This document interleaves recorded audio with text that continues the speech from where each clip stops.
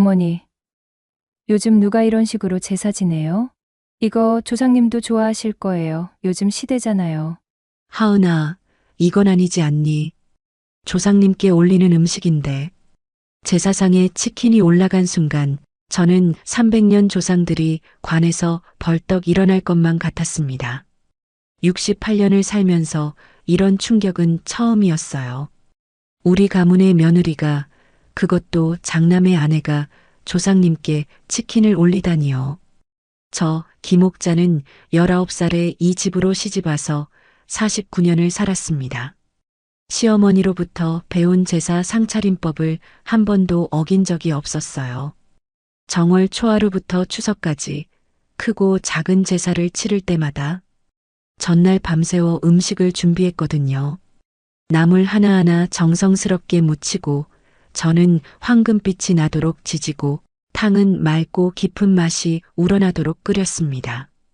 시어머니께서 돌아가시기 전 마지막으로 하신 말씀이 아직도 귓가에 맴돌아요. 옥자야, 우리 가문은 300년 동안 이어져 온 명문가다. 제사 전통만큼은 절대 흔들리면 안 된다. 내가 며느리들에게 잘 가르쳐야 한다. 그래서 저는 며느리들이 들어올 때마다 정성스럽게 가르쳤죠. 둘째 며느리 미선이는 순종적이어서 금방 익혔고, 셋째 며느리 영미도 비록 서툴지만 열심히 따라했습니다. 하지만 5년 전 들어온 큰 며느리 하은이는 달랐어요. 어머니, 요즘 누가 이런 식으로 제사 지내요? 너무 복잡하고 비합리적이에요. 처음 들었을 때는 귀를 의심했습니다. 며느리가 시어머니에게 이런 말을 한다고요? 그런데 하은이의 도전은 거기서 그치지 않았어요. 어머니, 이런 구식은 아닌 것 같아요. 우리 세대는 좀 더 간단하고 효율적으로 해야 한다고 생각해요. 하은이의 남편인 제 큰아들 민수는 아내 편만 들었습니다. 엄마, 시대가 바뀌었어요. 하은이 말이 맞아요. 너무 복잡하게 할 필요 없다고 봐요. 제 배 아파 낳은 자식이 어떻게 이럴 수가 있나요? 하지만 저는 참았습니다. 가정의 평화를 위해서라도 참아야 한다고 생각했거든요. 그런데 오늘, 정말 오늘은 참을 수가 없었어요. 추석 차례를 지내는데 하은이가 태연하게 치킨 박스를 가지고 나타난 거예요. 어머니, 이거 조상님들도 좋아하실 거예요. 요즘 시대잖아요. 저는 말문이 막혔습니다. 조상님께 치킨을요? 300년 동안 지켜온 우리 가문의 전통 제사상에 후라이드 치킨을 올리겠다고요? 하은아, 이건 아니지 않니? 조상님께 올리는 음식인데. 어머니, 음식에 귀천이 어디 있어요? 조상님들도 맛있는 거 드시고 싶으실 텐데. 제가 정성껏 주문했어요. 정성껏 주문했다고요? 전화 한 통화로 주문한 치킨이 정성이라고요? 저는 온몸이 떨렸습니다. 하은이가 치킨을 제사상에 당당히 올려놓는 순간 저는 조상님들의 한숨소리가 들리는 것만 같았어요. 300년 동안 정성스럽게 차려진 제사상을 지켜보신 조상님들이 얼마나 황당해 하실까요? 둘째 며느리 미선이는 당황한 얼굴로 저를 쳐다봤습니다. 셋째 며느리 영미는 아예 고개를 돌려버렸어요. 하지만 하은이는 당당했습니다. 어머니, 앞으로는 간단하게 해요. 대체할 수 있는 음식이 많아요. 시간도 아끼고 효율적이잖아요. 그 순간 저는 깨달았어요. 이대로 두면 우리 가문의 300년 전통이 이 며느리 손에서 완전히 무너져 버릴 거라는 걸요. 이제는 가만히 있을 수가 없습니다. 치킨 사건 일주일 후 하은이의 진짜 속셈이 드러났습니다. 하은이는 단순히 음식만 바꾸려는 게 아니었어요. 우리 집의 모든 전통을 뒤엎으려는 계획을 세우고 있었던 거죠. 전화벨이 울렸습니다. 하은이였어요. 어머니, 다음 제사 관련해서 좀 이야기할 게 있어요. 집으로 갈게요. 하은이가 거실에 앉아 저에게 종이를 내밀었습니다. 무엇인가 빼곡히 적혀 있었어요. 어머니, 제가 제사 개선안을 만들어 봤어요. 개선안이라고? 저는 황당했지만 그 종이를 받아들였습니다. 읽어보는 순간 머리가 핑 돌았어요. 제사 현대적 개편안. 제사 시간 오전 7시. 오후 2시 교통 편의. 제사 음식, 전통 음식 뷔페 주문. 절 순서 남녀 구분 없이 나이 순 통합. 제사 시간 2시간 30분 단축. 저는 손이 떨렸어요. 이건 제사 개선이 아니라 파괴였습니다. 하은아, 이게 무슨 소리니? 오랫동안 지켜내려온 전통을 어떻게 이렇게 바꾸자는 거야? 어머니, 시대가 바뀌었잖아요. 요즘 젊은 세대들은 이런 복잡한 관습을 이해하지 못해요. 합리적으로 바꿔야 해요. 합리적이라고요? 조상을 모시는 일에 무슨 합리적인 게 필요하다는 건지 저는 이해하지 못했어요. 저는 가슴이 터질 것 같았습니다. 하은아, 전통이라는 건 함부로 바꾸는 게 아니야. 우리 조상님들이 물려주시고 지켜온 소중한 유산이란다. 어머니, 저도 존중해요. 하지만 형식보다는 마음이 중요하지 않을까요? 뷔페 음식도 정성스럽게 주문하면 되고, 시간도 모든 사람이 편한 시간으로 정하면 되잖아요. 저는 말문이 막혔어요. 이 며느리는 정말 아무것도 모르는구나. 전통의 의미를, 조상에 대한 예의를 전혀 이해하지 못하고 있었습니다. 그런데 더 충격적인 건 큰아들 민수의 반응이었어요. 저녁에 민수가 찾아와서 했던 말이 저를 더욱 절망에 빠뜨렸거든요. 엄마, 하은이 말이 맞는 것 같아요. 요즘 친척들도 다들 바쁘고 특히 젊은 사람들은 이런 거 부담스러워해요. 민수야, 내가 어떻게 이럴 수 있니? 엄마가 평생 지켜온 전통인데. 엄마, 전통도 좋지만 시대에 맞게 바뀌어야죠. 하은이가 나름대로 고민해서 만든 아니에요. 고민해서 만든 아니라고요? 300년 전통을 일주일 만에 뒤집어 버리는 게 고민의 결과라고요? 저는 큰아들마저 며느리 편에 서는 현실이 믿어지지 않았습니다. 하은이가 마지막으로 던진 말이 제 가슴에 대못을 박았습니다. 어머니, 솔직히 말씀드리면 요즘 시대에 이런 구식 관습을 고집하는 건 고리타분한 거예요. 조상님들도 후손들이 행복하게 사는 걸 더 원하실 거라고 생각해요. 제가 평생 소중히 지켜온 것들을 이렇게 함부로 말하다니요. 그날 밤 저는 한숨도 잠을 잘 수가 없었습니다. 하은의 말이 계속 맴돌았거든요. 정말 제가 고리타분한 건가요? 시대에 뒤떨어진 고집쟁이 시어머니인 건가요? 전통은 단순한 관습이 아니에요. 조상에 대한 예의이고 가족을 하나로 묶는 끈이며 우리 정체성의 뿌리거든요. 그걸 편의에 따라 바꿔버리면 우리는 뿌리 없는 나무가 되고 말아요. 저는 결심했습니다. 하은이가 우리 집 전통을 무시한다면 저도 그녀에게 똑같이 해주겠다고요. 하은아, 내가 시작한 일이다. 이제 끝까지 가보자. 하은이의 도발이 한계를 넘어서는 순간이 다가와요. 하은이 시어머니인 저에게 예의를 가르치려 했습니다. 그것도 제 친정 방식으로요. 며칠 후 하은이가 큰 봉투를 들고 나타났어요. 뭔가 단단히 작정한 표정이었습니다. 어머니, 앉으세요. 중요한 이야기가 있어요. 저는 불길한 예감에 천천히 소파에 앉았어요. 하은이가 봉투에서 꺼낸 건 두꺼운 책자였습니다.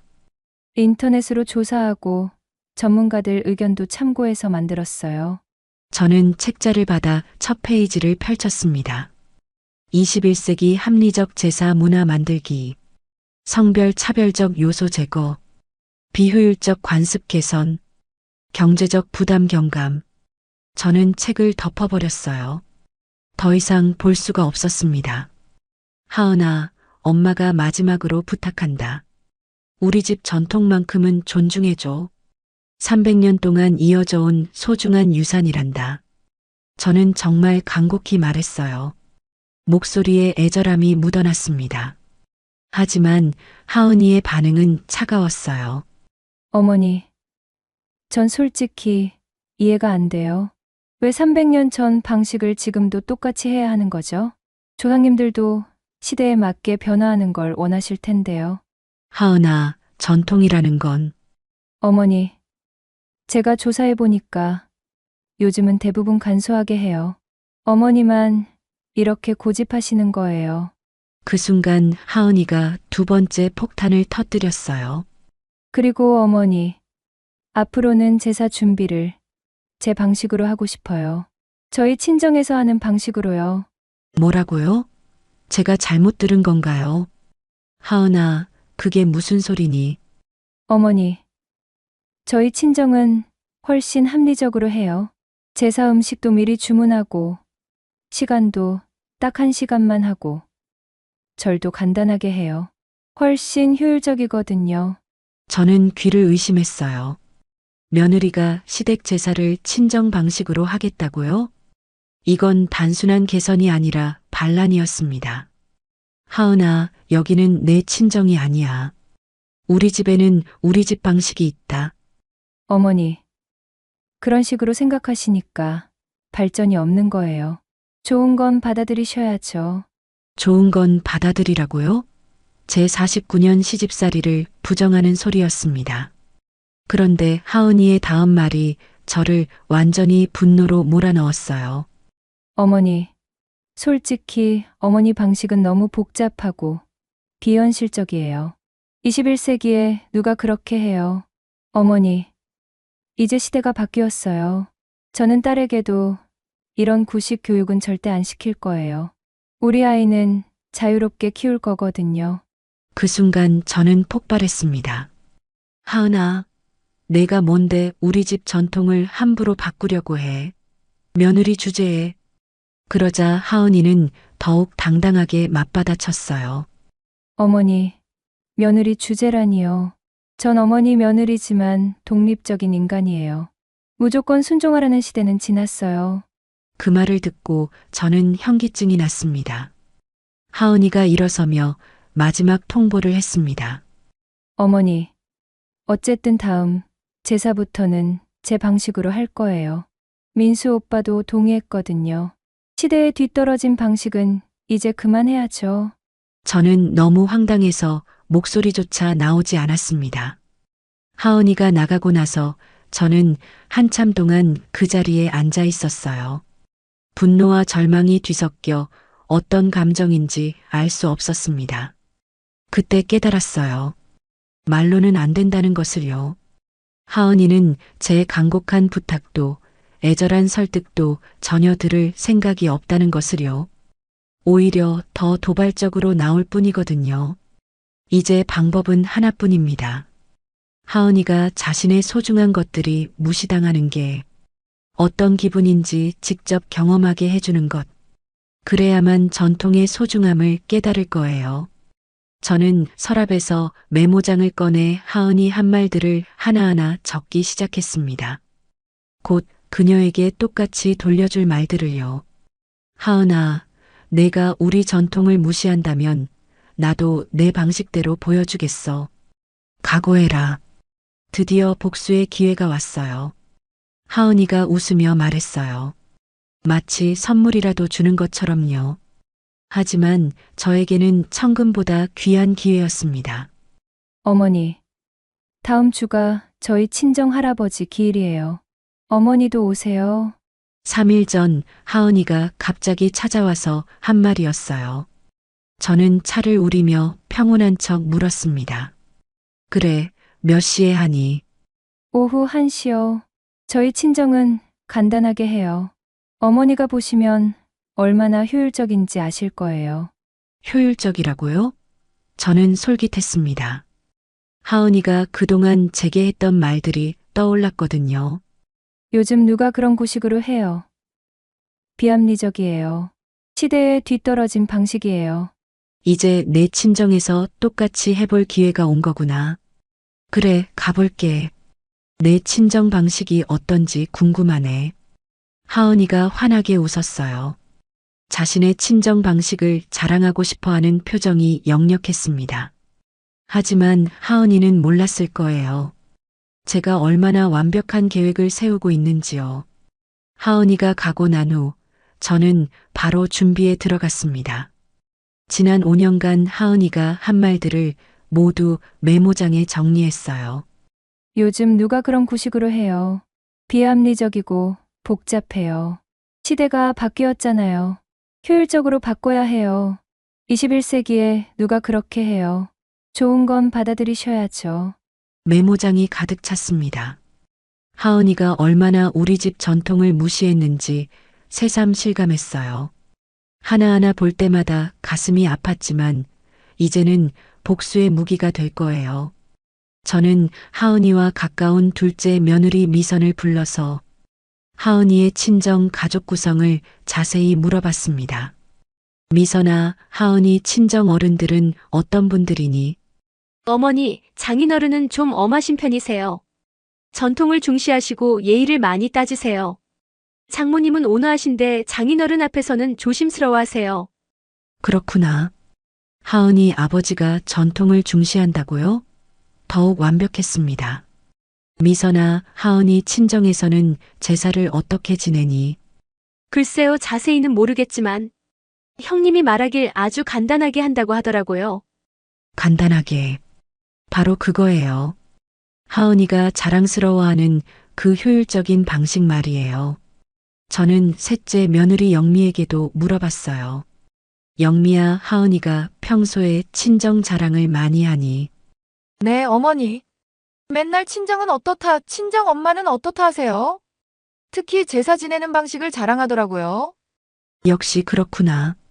하은이에게 친정 방식은 자랑거리인 셈이죠. 그렇다면 그 자랑거리를 완전히 무너뜨려 주겠어.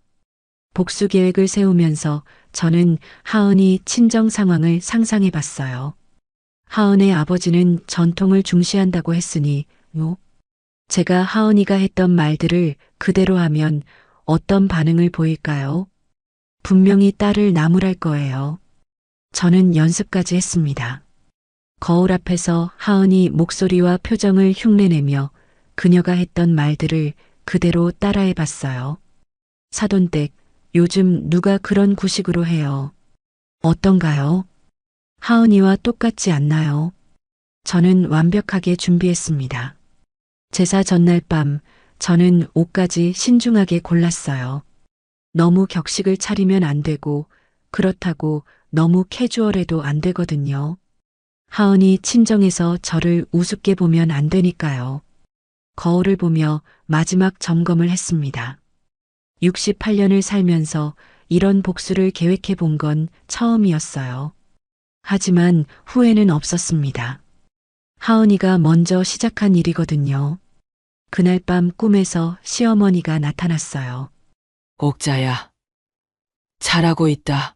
우리 가문의 전통을 지켜내거라. 꿈에서 깨어나니 새벽 5시였습니다.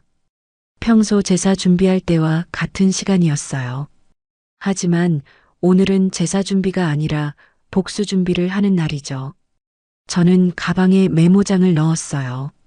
그리고 녹음기도 챙겼어요. 오늘 있을 일들을 기록으로 남겨두고 싶었거든요. 출발하기 전 마지막으로 조상님들께 인사를 드렸습니다. 조상님들, 불초한 며느리가 우리 가문의 명예를 지키러 갑니다. 도와주세요. 하은이의 친정으로 가는 길, 저는 설렜어요.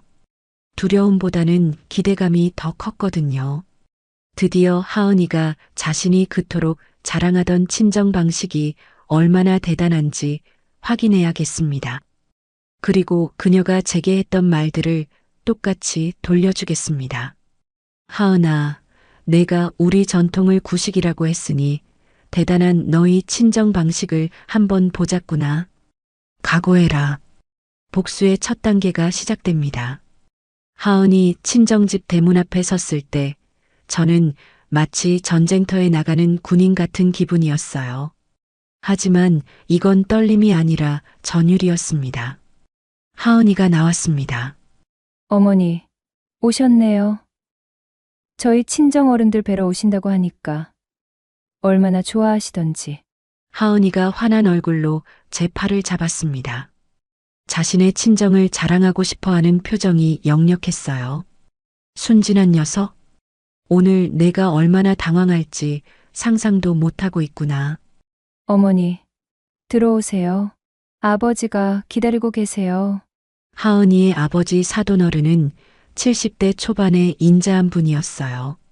하지만 미선이가 말한 대로 엄한 면도 엿보였습니다. 전통을 중시한다는 말이 맞는 것 같았어요. 사돈댁, 어서 오십시오. 먼 길 오시느라 수고하셨습니다. 아닙니다, 사돈어른. 모처럼 인사드릴 기회가 생겨서 기쁩니다. 저는 정중히 인사했어요. 아직은 때가 아니었습니다.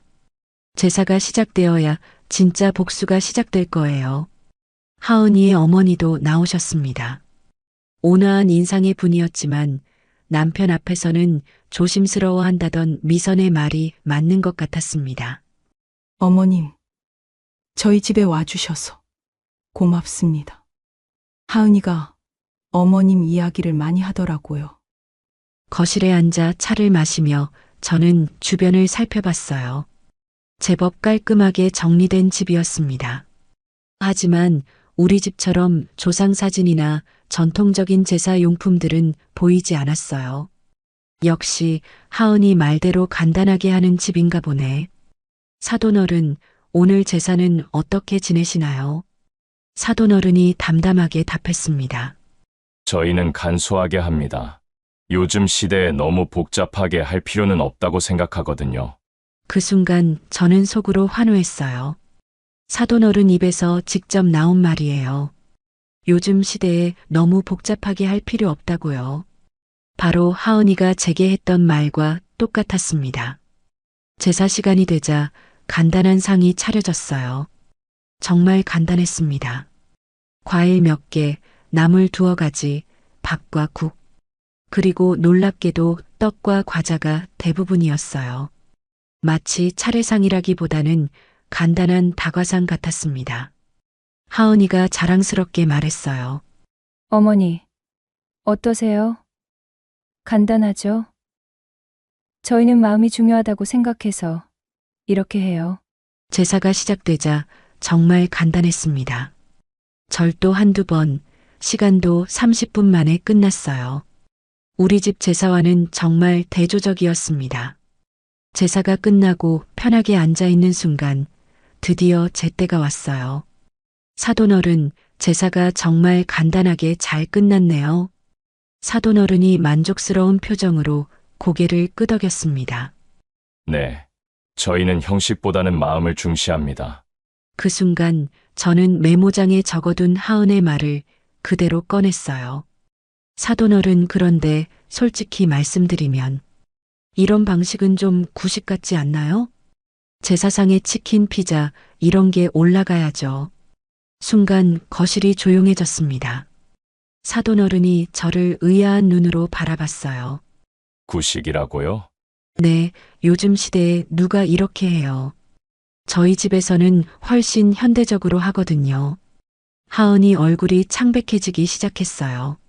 자신이 평소에 제게 했던 말들이 나오고 있다는 걸 눈치챈 것 같았습니다. 어머니, 그게 무슨... 저는 하은을 제지하고 계속했어요. 사돈어른, 제사 음식도 너무 전통적이고 비합리적이에요. 저희 집에서는 뷔페로 음식을 주문하려고 하는데 훨씬 효율적이거든요. 사돈어른의 표정이 굳어지기 시작했습니다. 뷔페 음식이라고요? 네. 그리고 절하는 것도 너무 복잡해요. 저희는 그냥 묵념으로 대신하려고 하는데 21세기에 누가 그렇게 절해요. 사돈어른이 점점 화가 나는 표정을 지었습니다. 하지만 저는 계속했습니다. 하은이가 제게 했던 모든 말들을 쏟아부었어요. 사돈어른, 솔직히 이런 구식 관습을 고집하는 건 시대에 뒤떨어진 거예요. 좋은 건 받아들이셔야죠. 그 순간 사돈어른이 벌떡 일어났습니다. 사돈댁, 그게 무슨 말씀입니까? 우리 조상을 모시는 일을 구식이라고요? 하은이 얼굴이 하얗게 질렸어요. 자신의 아버지가 화내는 모습을 보며 뭔가 심각한 상황이라는 걸 깨달은 것 같았습니다. 아버지, 그게 아니라 사돈어른이 하은을 향해 날카로운 눈을 보냈어요. 하은아, 내가 시댁에서 이런 식으로 말했다는 거냐? 저는 속으로 환호했어요. 제 계획이 정확히 들어맞고 있었습니다. 하은이가 완전히 궁지에 몰린 표정이었어요. 사돈어른 죄송합니다. 제가 좀 과격하게 말한 것 같네요. 하지만 이게 다 하은이가 평소에 저한테 했던 말들이거든요. 사돈어른이 더욱 화가 난 표정으로 하은이를 노려봤습니다. 하은아, 내가 시어머니께 정말 이런 말을 했단 말이냐? 하은이는 풀이 죽은 채로 아무 말도 못했습니다. 자신이 평소에 제게 했던 말들이 그대로 되돌아오는 상황을 감당할 수 없는 것 같았습니다. 저는 가방에서 메모장을 꺼냈습니다. 하은이 얼굴이 더욱 하얗게 질렸습니다. 사돈어른, 제가 하은이한테서 들은 말을 정확히 전해드릴게요. 사돈어른이 팔짱을 끼고 저를 바라봤습니다. 분노로 떨리는 목소리였어요. 말씀하십시오. 저는 메모장을 펼쳤어요. 지난 5년간 하은이 한 말들이 빼곡히 적혀 있었습니다. 하은이가 저한테 한 말입니다. 어머니, 요즘 누가 그런 구식으로 제사 지내요. 너무 복잡하고 비합리적이에요. 사돈어른의 얼굴이 빨갛게 달아올랐어요. 뭐라고? 더 있습니다. 시대가 바뀌었잖아요. 21세기에 누가 그렇게 해요. 조상님들도 시대에 맞게 변화하는 걸 원하실 텐데요. 하은이는 초조하게 듣고 있다가 아버지에게 말했습니다. 아버지, 그게 아니에요. 제가 그런 뜻으로 한 말이 아니라 사돈어른이 딸을 밀쳐냈습니다. 조용히 해. 사돈된 말씀 다 들어보자. 저는 계속 읽어나갔어요. 하은이가 한 말 하나하나가 사돈어른의 심장에 비수처럼 꽂히는 게 보였습니다. 그리고 이런 말도 했습니다. 어머니 방식은 너무 복잡하고 비현실적이에요. 저희 친정 엄마도 어머니 이야기 듣고 깜짝 놀라시더라고요. 사돈댁이 깜짝 놀라며 하은이를 바라봤어요. 하은아, 내가 그런 말을 했다는 거냐? 하은이가 결국 울음을 터뜨렸습니다. 엄마, 그게 아니라 제가 하지만 저는 멈추지 않았어요. 가장 결정적인 말이 남아 있었거든요. 사돈어른, 가장 충격적인 건 이겁니다. 하은이가 저한테 이렇게 말했어요. 어머니, 솔직히 어머니 방식은 고리타분한 거예요. 저는 딸에게도 이런 구식 교육은 절대 안 시킬 거예요. 사돈어른이 완전히 폭발했어요. 하은아, 내가 어떻게 시어머니께 그런 말을 할 수 있어? 아버지, 고리타분하다고? 우리가 평생 지켜온 전통이 고리타분하다고? 내가 누구한테 배운 버르장머리냐? 하은이가 무너지듯 주저앉으며 울기 시작했어요. 하지만 저는 아직 끝나지 않았습니다. 진짜 폭탄은 이제부터였거든요. 사돈어른, 그런데 더 황당한 건 하은이가 우리 집 제사를 자기 친정 방식으로 바꾸겠다고 했다는 겁니다. 무슨 소리입니까? 300년 동안 이어온 우리 가문의 제사를 말이에요. 하은이가 개선안이라는 걸 만들어 왔더라고요. 제사 음식을 뷔페로 주문하고 절 순서도 바꾸고 시간도 30분으로 단축하겠다고요. 사돈어른이 하은을 향해 소리쳤습니다. 하은아, 내가 미쳤냐? 시댁 조상 제사를 어떻게 함부로 바꾸려 해? 그때 하은이 갑자기 고개를 들며 반박했어요. 아버지도 그렇게 간단하게 하시잖아요. 우리 집도 30분 만에 끝내면서 왜 시댁은 복잡하게 해야 해요. 그 순간 분위기가 완전히 얼어붙었습니다. 하은이가 자신의 친정 방식까지 깎아내린 거예요. 사돈어른이 떨리는 목소리로 말했어요. 하은아, 내가 지금 우리 집 제사 방식도 문제라는 거냐? 저는 속으로 쾌재를 불렀어요. 하은이 스스로 함정에 빠진 거예요. 친정 방식과 시댁 방식을 동시에 비하한 셈이니까요. 하은이가 당황해서 말을 바꾸려 했어요. 아니에요, 아버지. 그게 아니라, 사돈어른이 딸을 향해 소리쳤습니다. 너는 시댁 전통도 무시하고 친정 방식도 무시하는구나. 도대체 뭘 원하는 거냐? 사돈댁도 참지 못하고 나섰어요. 하은아, 내가 어떻게 시어머니께 그런 무례한 말을 할 수 있어? 우리가 널 그렇게 가르쳤냐? 하은이는 완전히 무너졌습니다. 양쪽 부모에게 동시에 질책받는 상황이 된 거예요. 저는 마지막 일격을 가했어요. 사돈어른, 하은이가 저한테 한 마지막 말을 들려드릴게요. 사돈어른이 이를 악물었습니다. 뭡니까? 며느리 주제에 뭐냐고 제가 화를 내니까 하은이가 이렇게 대답했어요. 어머니, 며느리 주제라니요. 전 어머니 며느리지만 독립적인 인간이에요. 무조건 순종하라는 시대는 지났어요. 사돈어른은 완전히 이성을 잃었어요. 뭐라고? 며느리 주제라는 말에 대들었다고? 아버지. 정말 제가, 독립적인 인간이라고? 무조건 순종하라는 시대가 지났다고? 하은아, 내가 어디서 그런 건방진 소리를 배웠어? 하은이 바닥에 주저앉아 엉엉 울기 시작했어요. 사돈댁이 남편을 말렸어요. 여보, 진정 좀 하고 말해요. 하지만 사돈어른은 멈추지 않았습니다. 아니야. 이건 반드시 짚고 넘어가야 할 일이야. 하은아, 내가 시어머니께 사과해야 한다. 저는 마음속으로 환호했어요. 제 계획이 완벽하게 성공한 거예요. 하은이 평소에 제게 했던 모든 무례한 말들이 그녀의 친정 앞에서 그대로 폭로되었습니다. 하은이가 눈물범벅이 된 얼굴로 저를 바라봤어요. 그 눈빛에는 분노와 절망이 뒤섞여 있었습니다. 하지만 동시에 뭔가 깨달음 같은 것도 보였어요. 어머니, 정말 죄송합니다. 하은이가 바닥에 무릎을 꿇었어요. 5년 동안 그토록 당당하던 하은이의 이런 모습을 보니 복잡한 감정이 들었어요. 어머니, 정말 죄송합니다. 제가 너무 잘못했어요. 하은이 목소리가 떨렸습니다. 진짜 울고 있는 것 같았어요. 연기가 아니라 진심으로 뉘우치는 모습이었습니다. 사돈어른이 딸을 향해 엄하게 말했어요. 하은아, 사과는 이쯤 하고 먼저 내가 왜 그런 무례한 짓을 했는지 말해봐.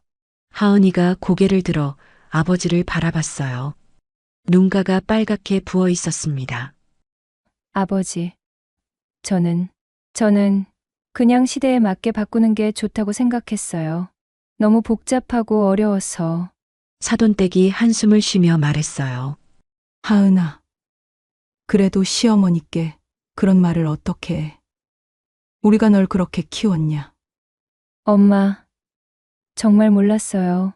제가 어머니 마음을 그렇게 아프게 했는지 정말 몰랐어요. 저는 하은이를 바라보며 복잡한 심정이었어요. 복수는 성공했지만 이상하게 마음이 후련하지 않았습니다. 오히려 뭔가 허전한 기분이었어요. 사돈어른이 저에게 고개를 숙였어요. 사돈댁, 정말 죄송합니다. 우리가 딸을 잘못 가르쳤습니다. 이런 무례한 짓을 하다니. 아닙니다, 사돈어른. 하은이도 나름대로 생각이 있었을 거예요. 하지만 속으로는 다른 생각이 들었어요.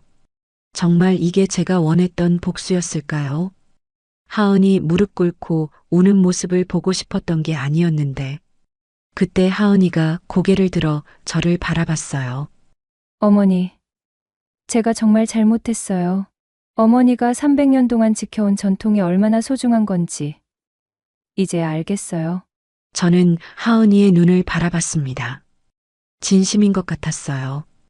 5년 동안 보지 못했던 진정한 뉘우침이 그 눈에 있었습니다. 어머니, 앞으로는 시댁 전통을 존중하겠어요. 제가 무지해서 그런 말들을 했지만 이제는 정말 달라질게요. 하은이의 말에 저는 뭔가 이상한 기분이 들었어요. 제가 원했던 건 이런 굴복이 아니라 하은이가 진정으로 전통의 의미를 이해하는 것이었는데 그 순간 저는 깨달았습니다. 제가 정말로 원했던 건 복수가 아니었다는 것을요. 하은이가 우리 가문의 전통을 진심으로 이해하고 존중하는 것이었어요. 저는 하은이에게 다가가서 일으켜 세웠습니다. 하은아, 일어나거라. 어머니, 하은아, 엄마도 미안하다. 내가 왜 그런 생각을 했는지 이해하려고 노력하지 않았구나. 하은이 깜짝 놀란 표정으로 저를 바라봤어요. 사돈어른과 사돈댁도 의외라는 표정이었습니다. 어머니. 그런 말씀 마세요. 잘못한 건 저예요. 하은아, 들어보거라. 엄마도 젊었을 때는 시어머니의 방식이 답답할 때가 있었다. 왜 그렇게 복잡하게 해야 하나 싶었지. 하은이의 눈이 커졌어요. 정말요? 그래, 하지만 나이가 들면서 깨달았단다. 전통이라는 건 단순한 관습이 아니라 조상과 후손을 이어주는 끈이라는 걸 말이야.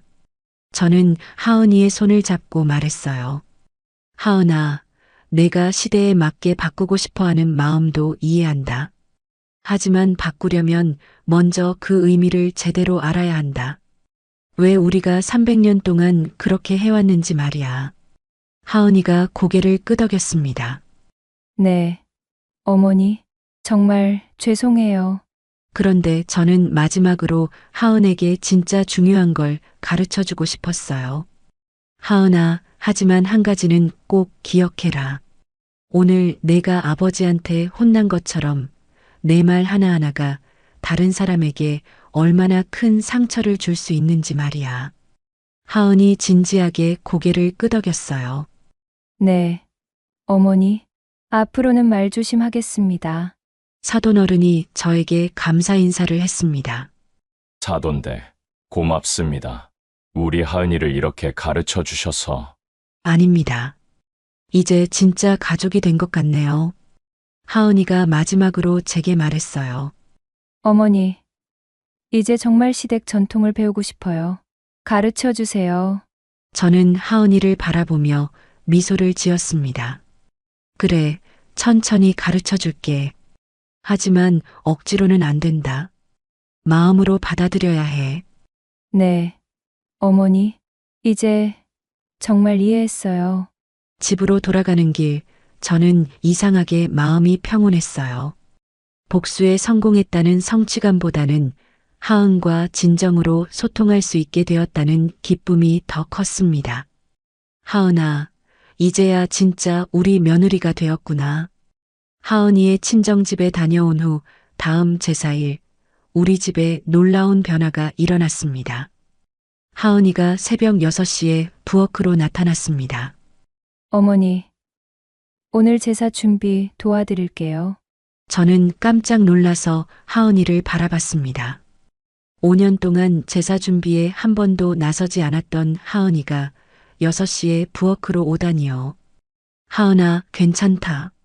엄마가 할게. 어머니, 제가 정말 배우고 싶어요. 제대로 가르쳐 주세요. 하은의 눈에는 5년 전 처음 이 집에 왔을 때의 겸손함이 되살아나 있었어요. 아니, 그때보다 더 진지했습니다. 진정으로 배우고 싶어 하는 마음이 보였어요. 그럼 나물부터 무쳐보거라. 저는 하은이에게 시금치나물 무치는 법을 가르쳐 주었습니다.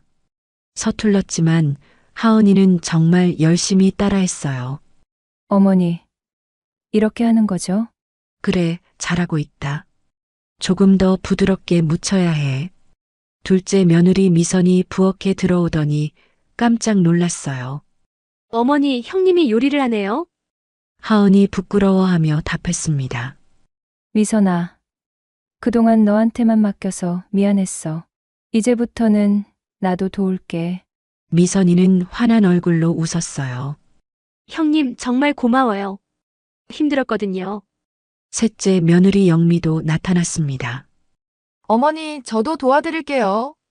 우리 며느리들이 함께 부엌에서 제사 준비를 하는 모습을 보니 가슴이 뭉클했어요.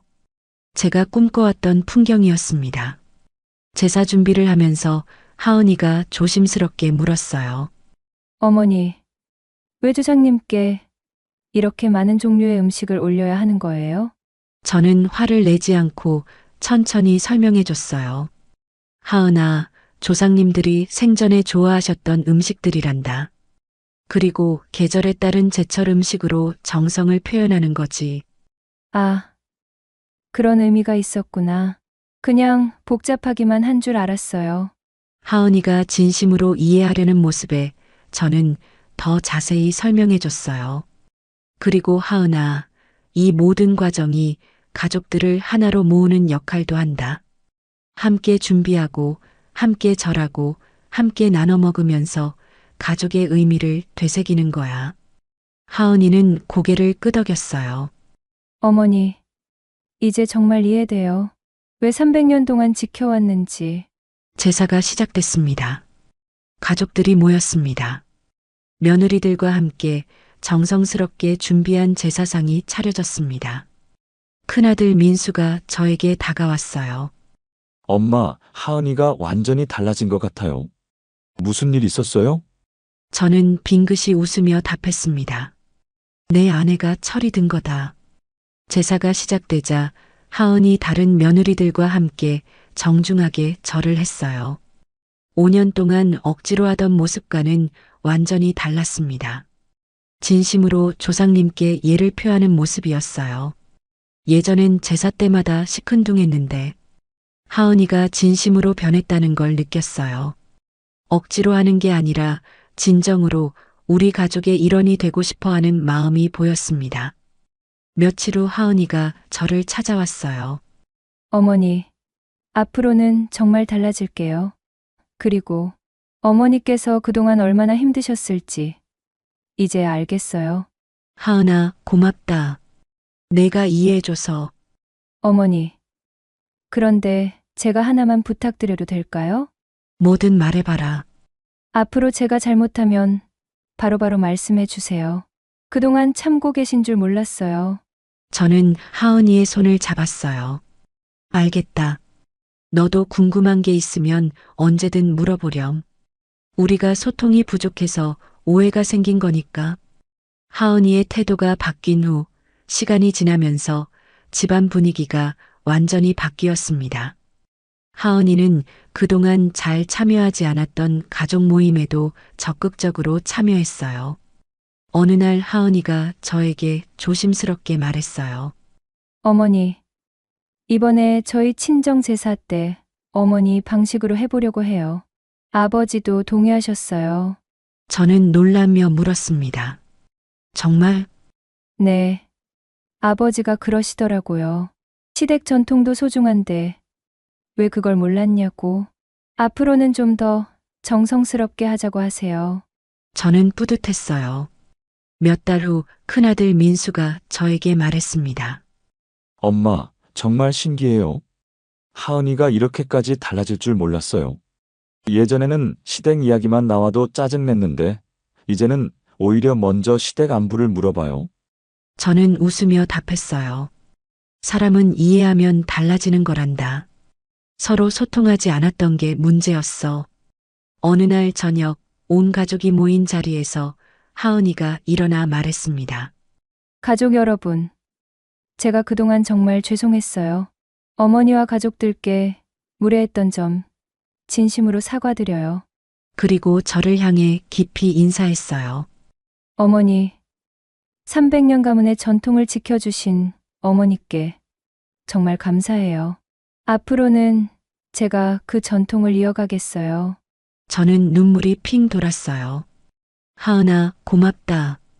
이제야 진짜 우리 가족이 된 것 같네. 온 가족이 박수를 쳤습니다.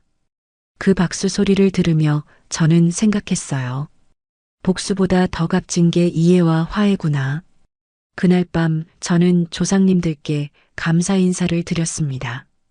조상님들, 불초한 며느리가 우리 가문의 전통을 지켜냈습니다. 앞으로는 하은이가 잘 이어갈 것입니다. 우리 가문의 전통이 이어질 것이라는 확신과 함께 저는 마침내 마음의 평화를 찾았어요. 진정한 승리는 상대를 굴복시키는 게 아니라 서로를 이해하게 만드는 것이었습니다. 하은이가 진짜 우리 며느리가 된 오늘 저는 당당하게 말할 수 있어요. 이제야 완전한 가족이 되었구나. 제 이야기는 여기까지입니다. 끝까지 시청해 주셔서 감사합니다. 구독, 좋아요는 제게 큰 힘이 됩니다. 내가 정말 미안해. 미안하다고요? 30년 만에 나타나서 미안하다는 말로 다 해결되는 줄 아세요? 말하기가 복잡해 설명할게. 설명할 게 뭐가 있어요? 더 좋은 여자 만나서 새 가정 꾸린 거잖아요. 아니야. 그게 아니야. 순자야, 내가 떠날 수밖에 없었던 이유가 있었어. 여러분은 아들의 결혼식장에서 30년 전 사라진 남편을 사돈으로 만난다면 어떤 생각이 드실까요?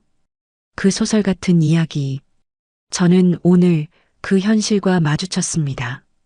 지금부터 그 이야기 들려드리겠습니다. 안녕하세요. 저는 68살 김순자입니다. 오늘은 제 아들 민호의 결혼식이에요.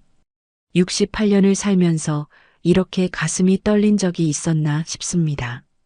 30년 동안 혼자 키운 아들이 드디어 장가를 가는 날이거든요. 새벽부터 일어나서 준비를 시작했어요. 미용실 예약도 해뒀고 한복도 새로 맞췄습니다. 검은색 저고리에 회색 치마를 골랐는데 너무 수수하다고 밝은 색을 권했지만 전 이게 좋았어요. 화려한 건 신부 어머니가 하시면 되니까요. 거울 앞에서 오랜만에 한복을 입어보니 감회가 새로웠습니다. 민호 아버지 정수와 결혼할 때도 이런 한복을 입었었는데 그때는 28이었으니까 벌써 40년 전 일이네요. 민호가 어렸을 때 자주 물어보곤 했어요. 엄마, 아빠는 언제 돌아와? 그때마다 저는 뭐라고 대답해야 할지 몰랐습니다. 30년 전 어느 날 갑자기 사라진 남편 정수. 회사에 간다고 나갔는데 그날 이후로 연락이 끊어졌거든요.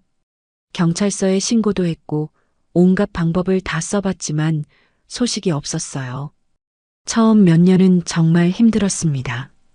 어머님이 조금 도움은 주셨지만 민호를 혼자 키우면서 생계도 꾸려가야 했거든요.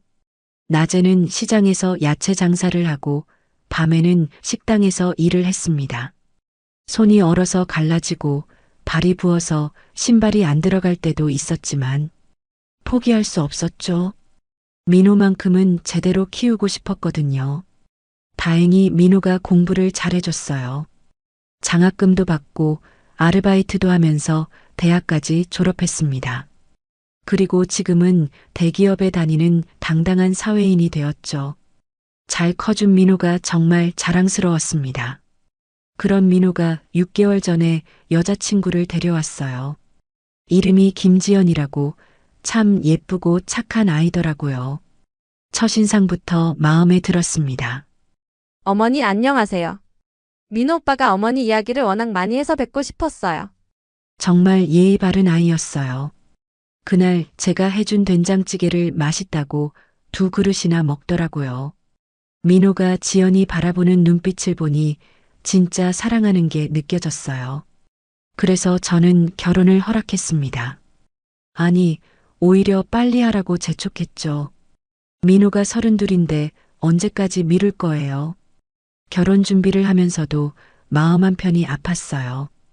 아들의 결혼식에 아버지가 없다는 게 안타까웠거든요. 민호도 그런 마음인지 가끔 멍한 표정으로 창밖을 바라볼 때가 있었어요. 엄마, 아빠가 살아있다면 오늘을 얼마나 기뻐했을까? 얼마 전 민호가 한 말이에요. 저는 뭐라고 대답해야 할지 몰라서 그냥 등을 토닥여줬습니다. 정수가 정말 죽었는지 아니면 어디선가 살아있는지 알 수가 없었거든요. 미용실에서 머리를 하면서도 계속 정수 생각이 났어요. 만약 정수가 살아있다면 오늘 이 자리에서 얼마나 뿌듯해 했을까요? 아들이 이렇게 훌륭하게 자란 걸 보면서 말이에요. 하지만 이제는 그런 생각 안 하려고 해요. 30년이나 지났는데 무슨 소용이 있겠어요. 오늘은 온전히 민호의 날이니까 기쁜 마음만 가져야죠. 결혼식장에 도착했을 때 이미 많은 사람들이 와 있었어요. 민호의 친구들, 회사 동료들, 그리고 제 몇 안 되는 지인들까지 모두들 민호의 결혼을 축하해 주러 온 분들이에요. 민호가 신랑 대기실에서 나와서 저를 보자마자 눈물을 글썽였어요. 엄마 고생 많았어요. 정말 고마워요. 그 순간 저도 눈물이 핑 돌았습니다. 30년 동안의 모든 고생이 이 한마디로 보상받는 기분이었어요. 상견례를 합의하에 안 하기로 해서 처가 어른들을 처음 뵙는 자리라 긴장되지만 좋은 인상을 드리고 싶었어요. 무엇보다 민호와 지연이가 행복한 결혼 생활을 할 수 있도록 양쪽 가족이 잘 지내야 하니까요. 오늘은 정말 행복한 날이 될 거예요.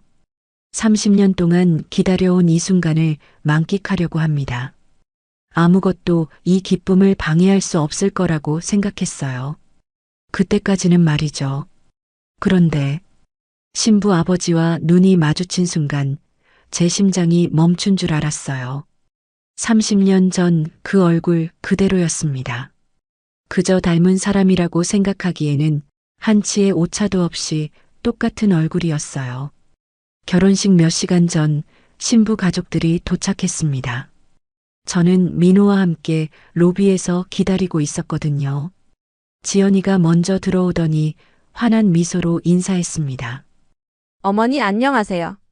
저희 가족 소개해 드릴게요. 그 뒤로 단정한 중년 여성이 들어왔어요.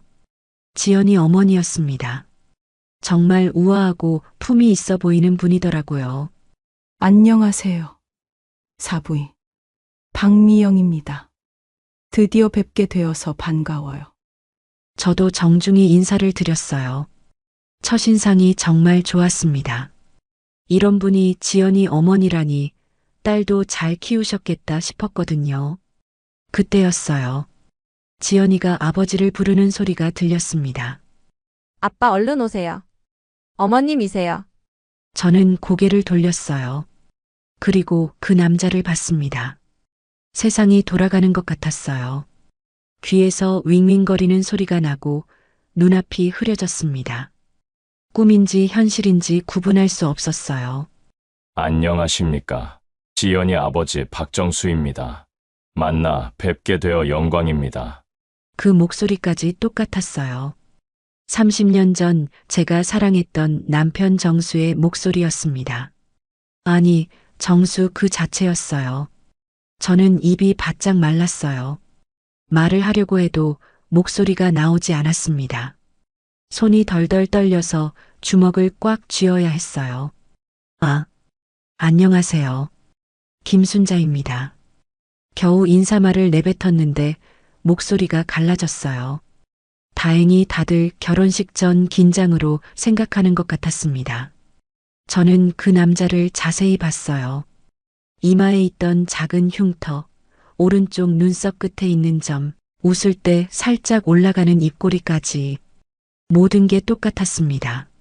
하지만 세월의 흔적은 묻어났습니다.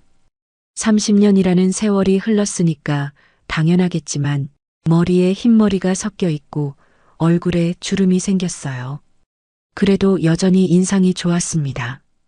더 충격적인 건 그가 저를 전혀 알아보지 못한다는 거였어요. 아니, 알아보지 못하는 척하고 있는 건가요? 처음 보는 사람을 대하는 것처럼 자연스러웠거든요. 사부인, 우리 지연이가 사위 덕분에 너무 행복해해요. 좋은 아드님 키우셨어요. 그가 웃으며 말했어요. 예전에 민호를 안아주며 웃던 그 모습 그대로였습니다. 저는 정신을 차리려고 애썼어요. 지금은 아들의 결혼식이에요. 이 순간을 망칠 수는 없었습니다. 하지만 머리가 하얘져서 아무 생각이 나지 않았어요. 괜찮으세요? 얼굴이 창백해 보이시는데요.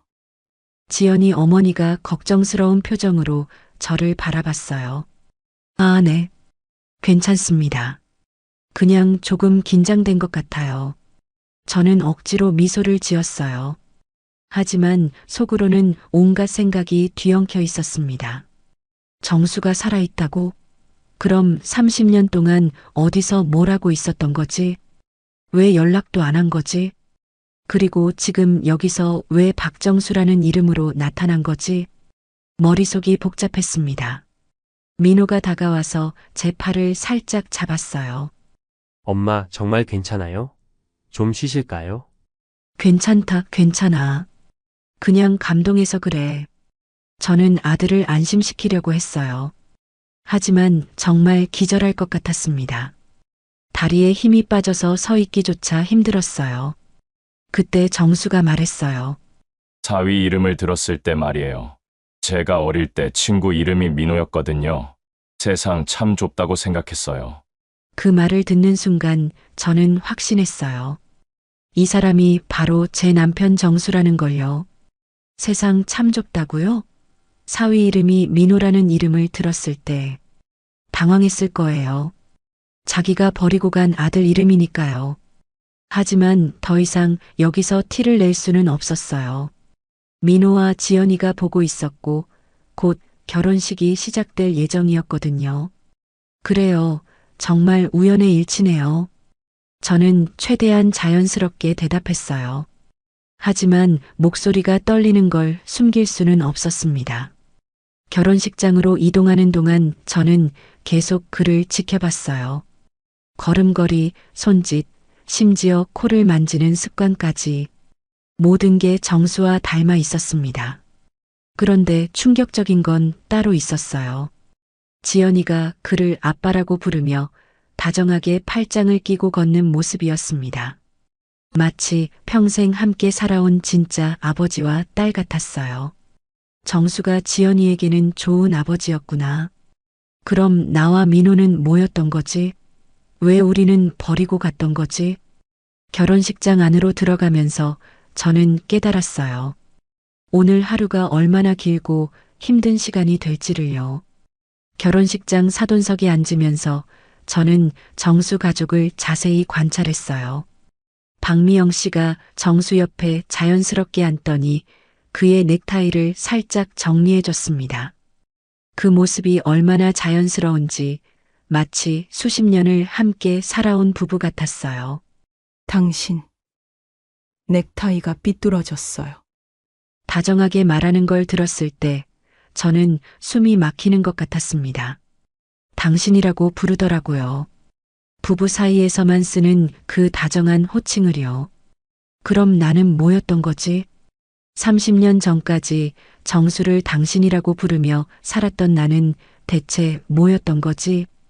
지연이와 정수의 관계도 질투날 정도로 좋아 보였습니다. 지연이가 정수에게 보이는 애정이 진짜 아버지와 딸 사이에 그것이었거든요. 아빠 오늘 민호 오빠랑 사진 많이 찍어야 해요. 모아서 앨범 만들 거거든요. 지연이가 정수에게 속삭이는 모습을 보니 가슴이 찢어질 것 같았어요. 정수는 지연이 머리를 쓰다듬으며 환하게 웃었습니다. 예전에 민호에게 했던 것처럼요. 알았다. 우리 딸. 우리 딸이라고요? 정수가 지연이를 친딸처럼 생각하고 있다는 게 너무나 명확했어요. 그럼 우리 민호는? 정말 친아들인 민호는 30년 동안 아버지 없이 자랐는데 저는 손을 꽉 쥐고 있어야 했어요. 지금 당장 일어나서 소리치고 싶었거든요. 저 사람이 누군지 아세요? 제 남편이에요. 30년 전에 저와 아들을 버리고 사라진 사람이라고요. 하지만 할 수 없었어요. 민호의 결혼식이잖아요.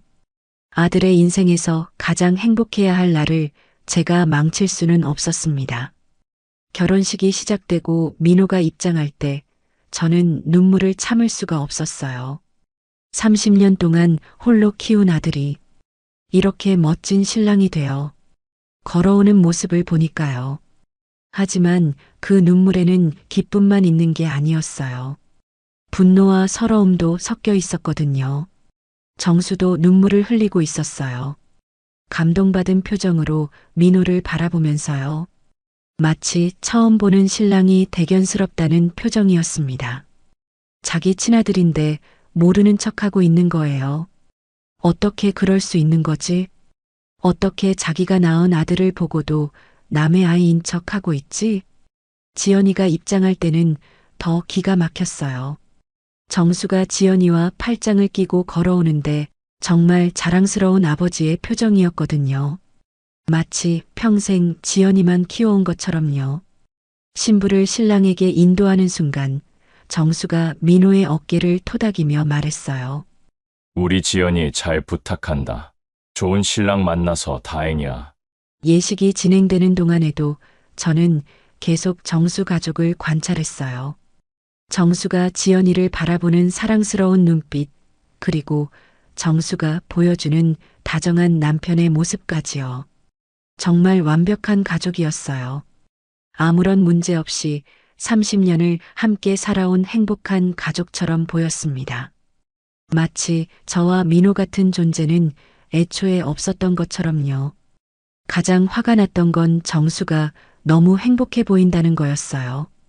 주름은 생겼지만 표정이 밝았고 미영 씨와 지연이를 바라보는 눈빛에는 진짜 사랑이 담겨 있었어요.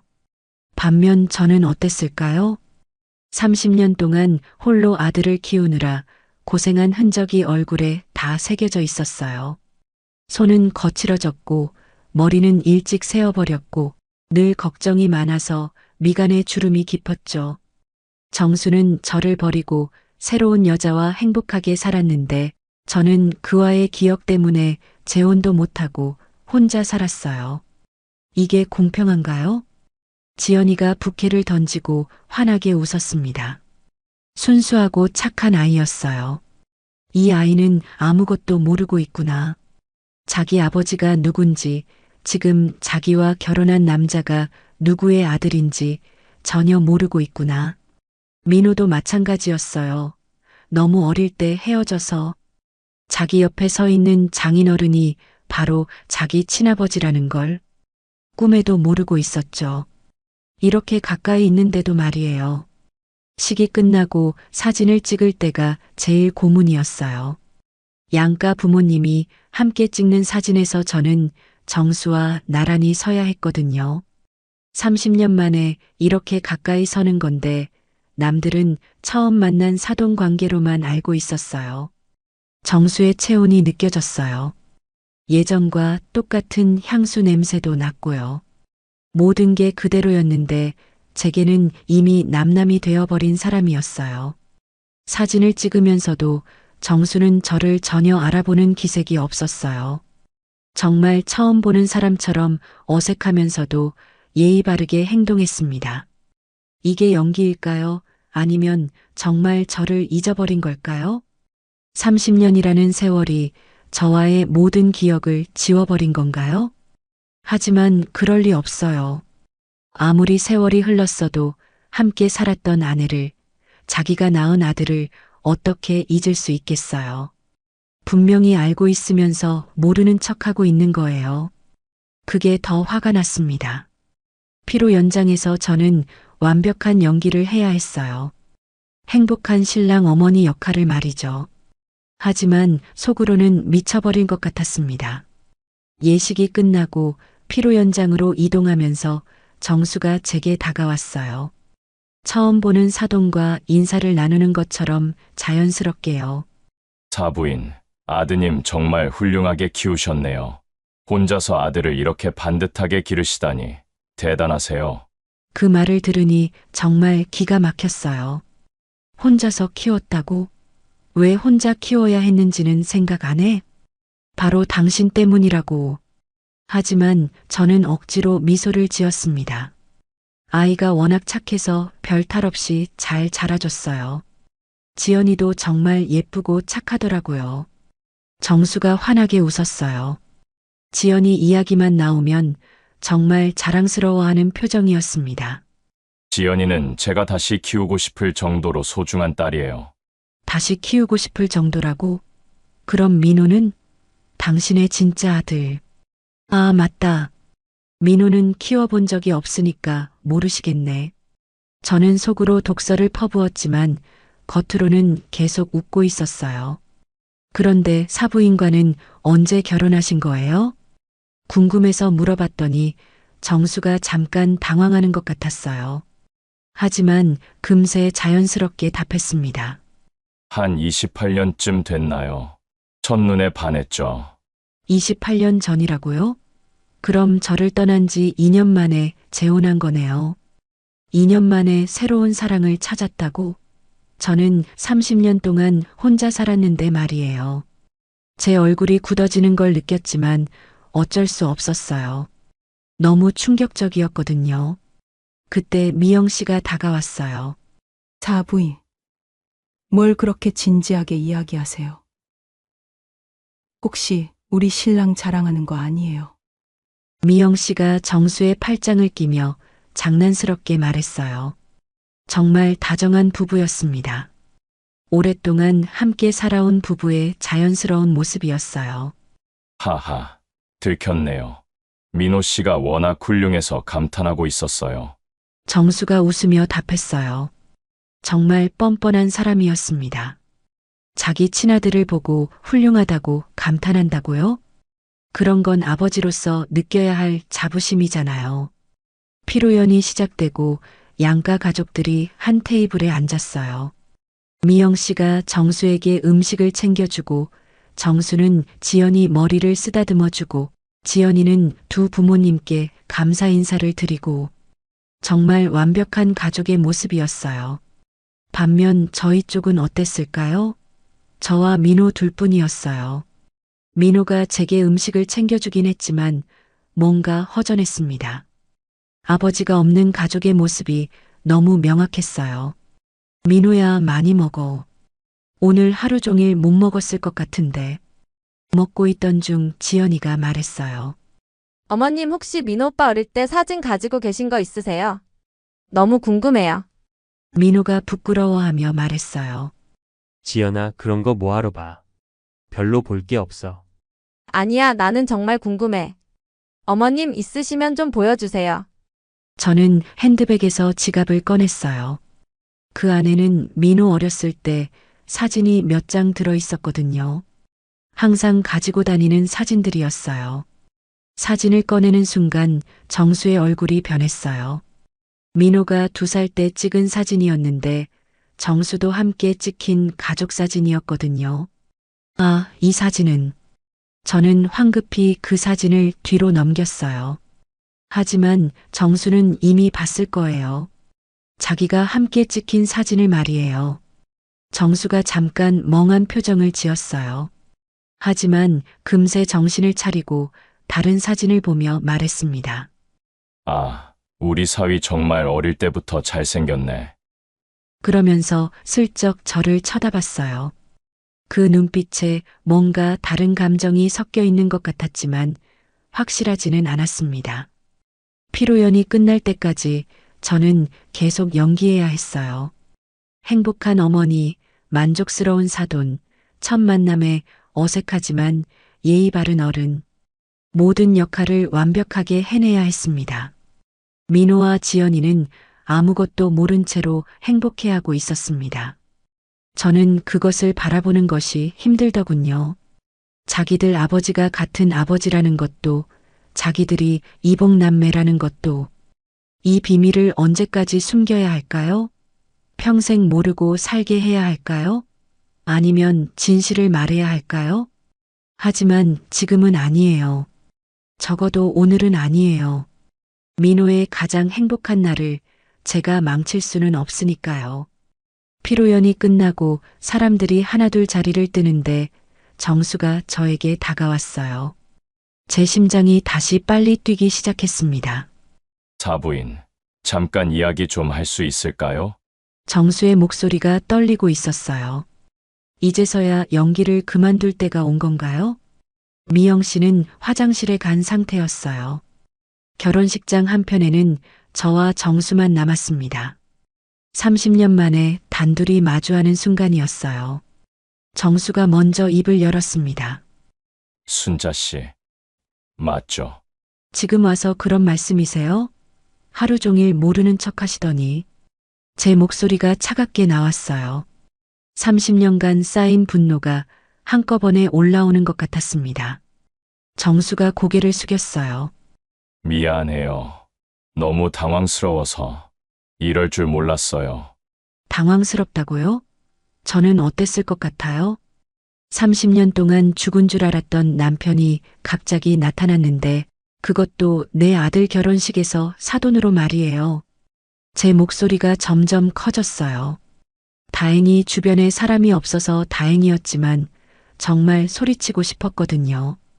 정수가 주변을 둘러보더니 조용히 말했어요. 여기서는 안 될 것 같은데. 조용한 곳으로 갈까요? 저는 정수를 따라 결혼식장 밖으로 나왔어요. 근처 카페로 들어가서 구석진 자리에 앉았습니다. 30년 만에 재회치고는 너무 어색하고 차가운 분위기였어요. 그동안 어떻게 살았어? 어떻게 살았냐고요? 30년 만에 나타나서 그게 할 말이에요? 저는 참았던 감정을 쏟아내기 시작했어요. 당신이 사라진 다음 날부터 경찰서, 병원 동사무소 안 가본 데가 없어요. 실종 신고도 하고 여기저기 다니면서 찾아다녔죠. 혹시 사고라도 당한 건 아닌지 싶어서요. 정수가 미안한 표정을 지었지만 저는 계속했어요. 한 달, 두 달, 1년이 지나도 연락이 없으니까 정말 죽은 줄 알았어요. 민호는 매일 아빠가 언제 오냐고 물어보고 저는 뭐라고 대답해야 할지 몰라서 매일 울었어요. 정수의 눈에 눈물이 고였어요. 하지만 저는 동정받고 싶지 않았습니다. 그 다음부터는 정말 지옥이었어요. 생계를 꾸려가야 하니까 낮에는 야채 장사를 하고 밤에는 식당에서 일했어요. 겨울에는 손이 얼어서 갈라지고 여름에는 더위에 쓰러질 뻔한 적도 있었어요. 그래도 포기할 수 없었어요. 민호 때문에 제 목소리가 떨렸어요. 그때의 기억들이 생생하게 떠올랐거든요. 민호가 초등학교 다닐 때는 운동회에도 못 갔어요. 일을 쉴 수가 없었거든요. 다른 아이들은 엄마 아빠가 다 오는데 민호만 혼자였어요. 중학교 때는 더 힘들었어요. 사춘기라서 아빠가 없다는 게 부끄럽다고 하더라고요.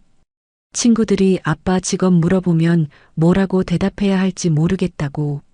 저는 30년간 숨겨왔던 모든 고통을 쏟아냈습니다. 고등학교 때는 대학 진학비 때문에 고민이었어요. 다행히 민호가 공부를 잘해서 장학금을 받았지만 생활비는 여전히 부족했거든요. 정수가 드디어 입을 열었습니다. 순자야, 정말 미안해. 내가. 미안하다고요?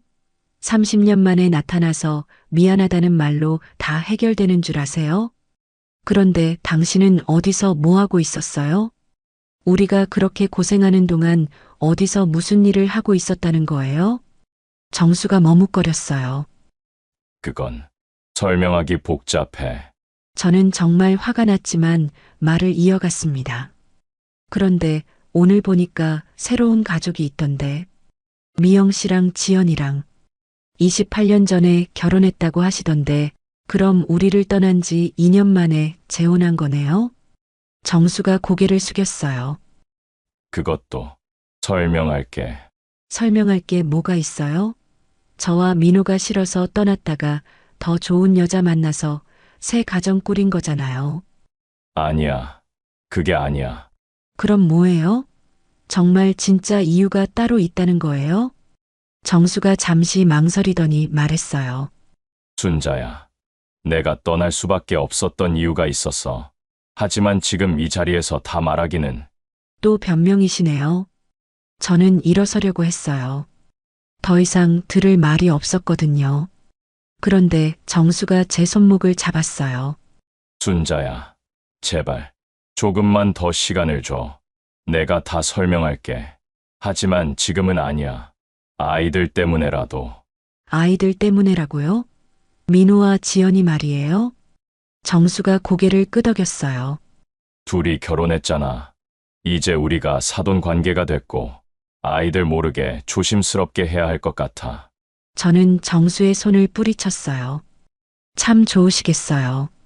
30년 동안 모르는 척 하다가 이제 와서 사돈 관계니까 조심하자고요? 그럼 저는 어떻게 하라는 거예요? 정수가 애원하는 표정으로 저를 바라봤어요. 순자야, 내가 정말 다 설명해 줄게. 약속할게. 하지만 제발 아이들한테는 알겠어요. 저도 민호 때문에 참을 거예요. 하지만 당신이 저한테 진실을 말할 때까지만이에요. 저는 자리에서 일어났어요. 더 이상 정수 얼굴을 보고 있을 수 없었거든요. 일주일 후에 다시 만나요. 그때까지 뭐라고 말할지 생각해 두세요. 30년 동안 준비할 시간은 충분했잖아요. 일주일 후 정수가 약속 장소인 조용한 찻집에 나타났어요. 그 일주일 동안 저는 잠을 제대로 못 잤습니다. 대체 무슨 말을 들을지, 마음의 준비를 어떻게 해야 할지 몰랐거든요. 정수가 앉자마자 바로 말을 꺼냈어요. 순자야, 먼저 사과할게. 30년 전 내가 한 일은 변명의 여지가 없어. 변명의 여지가 없다는 건 인정하시네요. 그럼 진짜 이유가 뭐예요? 왜 갑자기 사라진 거예요? 저는 차분하게 물었어요. 하지만 속으로는 온갖 추측들이 머릿속을 맴돌고 있었습니다. 정수가 깊게 숨을 쉬더니 말했어요. 다른 여자가 있었어. 그 한마디에 제 심장이 멈춘 것 같았어요. 예상은 했지만 직접 들으니까 충격이 더 컸습니다. 누구예요? 회사 후배였어. 미영이야. 미영이라고요? 지금 아내인 박미영 씨 말이에요? 정수가 고개를 끄덕였어요. 그럼 저희가 결혼해서 살고 있을 때부터 바람을 피운 거네요? 제 목소리가 떨렸어요. 배신감이 몰려오기 시작했거든요. 미안해. 처음엔 그럴 생각이 아니었어. 그냥 회사 후배였는데 시간이 지나면서 감정이 생겼어. 저와 살면서 다른 여자한테 감정이 생길 수 있어요? 어떻게 나한테 그럴 수 있어요? 정수가 대답하지 못했어요. 그 침묵이 더 잔혹했습니다. 얼마나 오래 만났어요? 언제부터 바람을 피운 거예요? 한 2년 정도? 그래서 저희를 버리고 떠난 거예요? 미영 씨와 함께 살기 위해서요? 정수가 고개를 숙였어요. 미영이가 임신을 했어. 임신이라고요? 정수의 다음 말이 저를 완전히 무너뜨렸어요. 지연이를 임신한 거야. 그래서 결정을 해야 했어. 결정이라고요? 저와 민호를 버릴지 미영 씨와 지연이를 버릴지 결정해야 했다는 거예요? 정수가 아무 말도 하지 않았어요. 그 침묵이 답이었습니다. 그래서 저희를 선택하신 거네요. 아니, 저희를 버리신 거네요. 제 목소리가 얼음처럼 차가워졌어요. 순자야. 그런데 왜 말도 안 하고 사라진 거예요? 이혼하자고 말하면 될 걸 왜 그렇게 비겁하게 도망간 거예요? 정수가 마침내 가장 잔혹한 진실을 털어놨어요. 솔직히 말하면 새로 시작하고 싶었어. 과거를 완전히 지우고 미영이랑 지연이랑 새로운 가족으로 살고 싶어서 그랬어. 새로 시작하고 싶었다고요? 과거를 지우고 싶었다고요? 그럼 저와 민호는 지워버리고 싶은 과거였다는 거네요? 저는 온몸이 떨렸어요. 이런 배신이 있을 수 있나요? 민호는 어떻게 생각해요? 당신 친아들인데 그냥 없던 아이로 만들고 싶었던 거예요? 정수가 괴로운 표정을 지었어요. 민호한테는 정말 미안해. 하지만 그때는 미영이랑 지연이에게만 집중하고 싶었어. 집중하고 싶었다고요? 그럼 우리는요? 우리는 제 목소리가 점점 커졌어요. 다른 손님들이 쳐다봤지만 보이지 않았습니다. 30년 동안 저희가 어떻게 살았는지 아세요? 민호가 얼마나 아빠를 그리워했는지 아세요? 정수의 눈에 눈물이 고였어요. 미안해. 정말 미안해. 미안하다고 해서 뭐가 달라져요? 30년이 돌아와요? 민호의 어린 시절이 돌아와요? 저는 울고 있었어요. 분노와 슬픔이 뒤섞인 눈물이었습니다. 그런데 더 기가 막힌 건 따로 있었어요. 그럼 오늘 결혼식에서 민호 보고 어떤 기분이었어요? 자기가 버린 아들이 이렇게 훌륭하게 자란 걸 보고요? 정수가 힘들어했어요. 자랑스러웠어. 정말 잘 키웠더라고. 자랑스러웠다고요? 당신이 키운 것도 아닌데 뭐가 자랑스러워요? 저 혼자 30년 동안 고생해서 키운 건데요. 제 목소리가 떨렸어요. 참 좋으셨겠어요. 완벽한 새 출발이었네요. 그때 정수가 뜻밖의 말을 했어요. 순자야, 사실 그동안 너희가 어떻게 사는지 알고 있었어. 뭐라고요? 가끔 멀리서 지켜봤어. 민호가 학교 다니는 것도, 내가 일하는 것도. 멀리서 지켜봤다고요? 그럼 저희가 얼마나 힘들게 사는지 알고 있었으면서도 도움 한 번 안 준 거예요? 저는 정말 기가 막혔어요. 몇 번 도움을 주려고 했어. 익명으로 돈을 보내기도 하고. 익명으로 돈을 보냈다고요? 언제요? 민호가 고등학교 들어갈 때, 대학교 들어갈 때 몇 번 보냈어. 그 돈이 당신이 보낸 거였어요? 저는 그게 정부 지원금인 줄 알았는데. 정수가 고개를 끄덕였어요. 그럼 당신은 저희가 힘들게 사는 걸 알면서도 30년 동안 모른 척한 거네요? 몰래 돈만 조금 보내면서 아버지 역할 다 했다고 생각한 거예요? 저는 더 이상 참을 수가 없었어요. 정말 나쁜 사람이네요. 차라리 완전히 몰랐다면 이해라도 하겠는데 알면서도 방관했다니. 정수가 울먹이며 말했어요.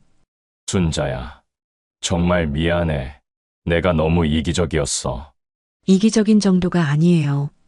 당신은 악마예요. 어떻게 그렇게 냉정할 수 있어요? 저는 일어서려고 했어요. 더 이상 들을 말이 없었거든요. 그런데 정수가 마지막으로 말했어요. 순자야, 이제라도 뭔가 해줄 수 있는 게 있을까? 이제라도 뭔가 해주겠다고요? 30년 늦었어요. 이제 와서 뭘 해줄 수 있다는 거예요? 저는 정수를 마지막으로 쳐다봤어요. 당신 때문에 제 인생이 완전히 망가졌어요. 30년이라는 세월을 돌려받을 수는 없지만 적어도 민호만큼은 행복하게 살게 해주세요. 더 이상 상처 주지 마세요. 저는 찻집을 나왔어요. 30년 만에 들은 진실은 제가 상상했던 것보다 훨씬 더 잔혹했습니다. 정수와의 만남 후 집에 돌아와서 저는 며칠간 잠을 제대로 이루지 못했어요. 머릿속에는 온갖 생각들이 뒤엉켜 있었습니다. 이 모든 진실을 민호에게 말해야 할까요? 말하지 말아야 할까요? 신혼여행에서 돌아온 민호가 인사하러 왔을 때 저는 정말 힘들었어요. 환하게 웃으며 신혼여행 이야기를 하는 아들을 보니 마음이 찢어질 것 같았거든요. 엄마, 지연이가 어머니 안부 계속 물어봐요. 언제 한번 같이 식사하자고 하네요. 민호의 말을 들으니 더 복잡해졌어요. 지연이는 정말 착한 아이였습니다. 하지만 그 아이의 아버지가 바로 민호의 친아버지라는 걸 어떻게 받아들일까요? 그래, 좋다. 시간 될 때 연락해라. 저는 억지로 미소를 지었어요.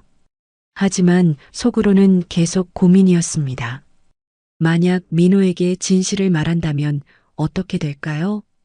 먼저 아들이 충격을 받을 거예요. 30년 동안 죽은 줄 알았던 아버지가 살아있었고 그것도 자기 장인 어른이었다니 상상만 해도 끔찍했어요. 그리고 지연이와의 관계는 어떻게 될까요? 둘이 이복남매라는 사실을 알게 되면 결혼 생활에 금이 갈 수도 있어요. 법적으로는 문제없지만 감정적으로는 받아들이기 힘들 거거든요. 무엇보다 민호가 아버지를 원망하게 될 게 뻔했어요. 자기를 버리고 다른 가족을 선택한 아버지를 어떻게 용서할 수 있겠어요?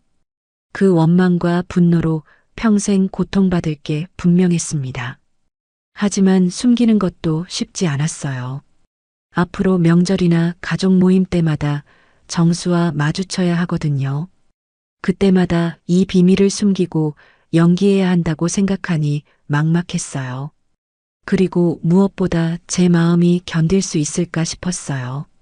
정수가 민호를 칭찬하거나 지연이를 자랑스러워하는 모습을 볼 때마다 분노가 치밀어 오를 텐데요. 어느 날 밤 저는 민호 어릴 때 사진을 꺼내서 봤어요. 정수와 함께 찍은 가족 사진들이었습니다. 그때는 정말 행복한 가족이었는데 그 모든 게 거짓이었다는 걸 이제야 알았어요. 사진 속 정수는 민호를 안고 환하게 웃고 있었어요. 연기가 아니라 진짜 행복해 보였습니다. 민호는 아직도 아버지를 그리워했어요. 결혼식 때도 아빠가 살아있다면 얼마나 기뻐했을까라고 했잖아요. 만약 진실을 안다면 얼마나 상처받을까요? 며칠 후 지연이가 연락을 했어요. 어머니, 저희 부모님이 어머니 뵙고 싶어 하세요. 이번 주말에 같이 식사하면 어떨까요? 그 순간 저는 결정해야 했어요. 계속 이런 식으로 만나면서 거짓 연기를 할 것인가, 아니면 모든 걸 털어놓을 것인가. 좋다, 지연아. 시간 맞춰서 연락할게. 저는 일단 만나기로 했어요. 하지만 마음은 정리되지 않았습니다. 주말이 되어 식당에서 양가가 만났을 때 정수는 여전히 자연스러웠어요. 사부인, 그동안 안녕하셨어요? 사위와 지연이가 정말 잘 지내고 있어서 다행이에요. 정수의 말을 들으니 또 화가 났어요. 정말 뻔뻔한 사람이었습니다. 식사하는 동안 민호와 지연이는 행복해 보였어요. 서로를 아끼는 게 눈에 보였고 부모님과도 편안하게 대화했습니다. 정말 완벽한 가족 모임이었어요. 그 모습을 보니 확신이 섰어요. 이 행복을 내가 깨뜨릴 수는 없다고요. 제가 화장실에 갈 때 정수가 조용히 따라와 말했어요. 고마워. 아무 말 안 해줘서. 저는 정수를 차갑게 바라봤어요. 민호 때문이에요. 당신 때문이 아니라. 정수가 고개를 숙였어요. 하지만 저는 계속 말했습니다. 하지만 한 가지 조건이 있어요. 뭔데? 민호에게 잘해주세요. 진짜 아버지처럼은 못해도 적어도 좋은 장인어른이 되어주세요. 그게 당신이 할 수 있는 최소한의 속죄예요. 정수가 진지하게 고개를 끄덕였어요. 약속할게. 그리고 제가 마지막 조건을 말했어요. 그리고 다시는 제 앞에서 지연이 자랑하지 마세요. 당신이 얼마나 좋은 아버지인지 보여주려 하지도 마시고요. 그런 건 민호한테 해주지 못한 일들이니까요. 정수의 얼굴이 굳어졌어요. 하지만 저는 신경 쓰지 않았습니다. 민호가 돌아와서 식사가 다시 시작됐을 때 저는 마음의 결정을 내렸어요. 이 비밀은 평생 가져갈 거라고요. 민호의 행복을 위해서요. 하지만 동시에 다른 결심도 했어요. 저는 이제 제 인생을 살겠다고요. 30년 동안 정수의 그림자에 얽매여 살았지만 이제는 정말 자유로워지겠다고요. 집에 돌아와서 저는 정수와의 결혼 사진들을 모두 정리했어요. 앨범에서 꺼내서 박스에 넣고 창고 깊숙이 넣어뒀습니다. 이제 더 이상 과거에 매달리지 않겠다는 의미였어요. 그리고 거울을 보며 스스로에게 말했어요. 김순자, 이제 정말 새로 시작해. 68살이지만 아직 늦지 않았어. 그날 밤 저는 오랜만에 깊게 잠들 수 있었어요. 무거운 짐을 내려놓은 기분이었습니다. 진실을 아는 것과 그 진실을 어떻게 할지는 별개의 문제였거든요. 민호는 계속 행복하게 살 거예요. 지연이와 함께 좋은 가정을 꾸리고 아이도 낳고 평범하지만 소중한 일상을 만들어 갈 거예요.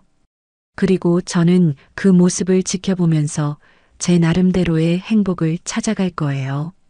30년 늦었지만 아직 인생이 끝난 건 아니니까요.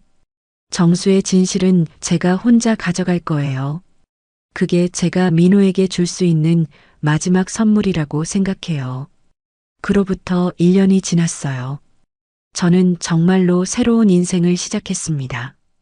68살의 늦은 나이였지만 이제야 진짜 제 삶을 살기 시작한 기분이었어요.